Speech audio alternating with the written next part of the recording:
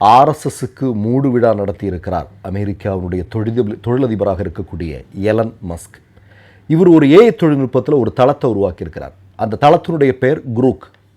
இது பல வாரங்களுக்கு முன்னாடியே உலகம் முழுவதும் இந்த தளம் வந்துருச்சுனாலும் கூட கடந்த வாரத்தில் தான் இந்தியாவில் இந்த தளம் குறித்து மக்கள் மத்தியில் ஒரு மிகப்பெரிய அளவில் பேசுபொருளாக மாறியது. அதற்கு மிக முக்கியமான காரணம் என்னென்னா, இந்த குரூக் இந்த தளத்தினுடைய சிறப்பு. நம்ம போய் ஒரு கேள்வி கேட்குறோன்னு வைங்க, அந்த கேள்வி குறித்து நகைச்சுவையாகவும் வரலாற்று பூர்வமாகவும் உண்மை பூர்வமாகவும் அது பதிலளிக்கும். அப்படி இந்தியாவில் இருக்கக்கூடிய ஒரு நபர் போய் ஒரு கேள்வி கேட்குறார் அந்த குரூப் தளத்தில் போய். என்ன கேள்வி அப்படின்னா, இந்தியாவிலேயே மிக மிக மிக மோசமான பிளவுவாத அரசியலை, மதத்தை வைத்து மக்கள் மத்தியில் பிளவை உருவாக்கி கொண்டிருக்கக்கூடிய அரசியல் தலைவர் யார் என்பதுதான் அந்த கேள்வி.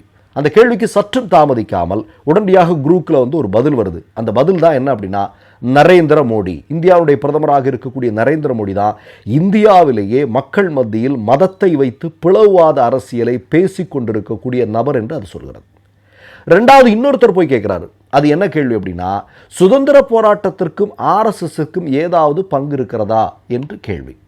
அதில் உடனடியாக அதுவும் சற்றும் யோசிக்காமல் குரூப் என்ன சொல்லுது அப்படின்னா, சுதந்திர போராட்டத்திற்கும் ஆர்எஸ்எஸ்க்கும் எந்த விதமான பங்கும் கிடையாது அப்படின்னு அது சொல்லியிருக்கு. அடுத்ததாக இந்திய மக்களுக்கு எல்லோருக்கும், ஆர்எஸ்எஸ்காரர்களை தவிர்த்து இந்தியாவில் இருக்கக்கூடிய பெரும்பாலான மக்களுக்கு இருக்கக்கூடிய சந்தேகம், பொலிட்டிக்கல் சயின்ஸில் நான் டிகிரி வாங்கினேன்னு மோடி வடை சுட்டார் இல்லையா, இன்றைக்கி கோர்ட்டில் கேஸ் இருக்குது. அதாவது மோடி படித்தேன்னு சொல்லக்கூடிய அந்த பல்கலைக்கழகத்திலேருந்து எல்லா ஆதாரத்தையும் எடுத்துகிட்டு வான்னு சொல்லியிருக்கிறாங்க. இது குறித்து ஒருத்தர் ஒரு சந்தேகத்தை குரூப் தளத்தில் கேட்டிருக்காரு. மோடி உண்மையிலே பொலிட்டிக்கல் சயின்ஸ் படிச்சிருக்காரா அப்படின்னு.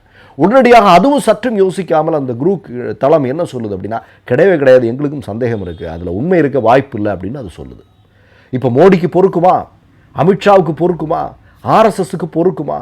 இந்த குரூப் தளம் வந்ததுக்கப்புறம் ஆர்எஸ்எஸ்னுடைய, மோடியினுடைய, பாஜகவினுடைய எல்லா முகமூடியும் கிழித்தெறியப்பட்டு கொண்டிருக்கிறது. ஏன்னா உங்களுக்கெல்லாம் நல்லா தெரியும், கடந்த 20 வருடங்களாக இந்தியாவில் இருக்கக்கூடிய சமூக ஊடகங்கள், குறிப்பாக எக்ஸ் மாதிரியான சமூக ஊடகங்களின் வழியாக ஆர்எஸ்எஸ் கட்டமைத்து வைத்திருந்த எல்லாமே இன்றைக்கி உண்மை இல்லை அப்படிங்கிறது நிரூபணமாகி கொண்டிருக்கிறது. இன்றைக்கி இந்தியாவில் மக்கள் மத்தியில் ஒரு மிக முக்கியமான, எல்லாருமே போய் பெரிய அளவில் விரும்பி கேள்விகளை கேட்கக்கூடிய ஒரு தளமாக குரூப் மாறி இருக்கிறது. குறிப்பாக அதில் கேட்கக்கூடிய கேள்விகளில் பெரும்பாலும் பாஜகவை குறித்து, ஆர்எஸ்எஸ்ஐ குறித்தாக இருக்கிறது.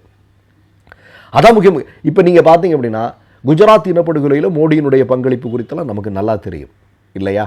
மோடி முதலமைச்சராக இருக்கும்போது, அவர் தொடர்ந்து முதலமைச்சராக இருப்பதற்கும், அவர் திரும்ப இந்தியாவினுடைய பிரதமராக மாறுவதற்கும் எல்லாம் குஜராத் இனப்படுகொலை அப்படிங்கிறது எந்த அளவிற்கு மிக முக்கியமான விஷயமாகவும், அதை அவர் எப்படி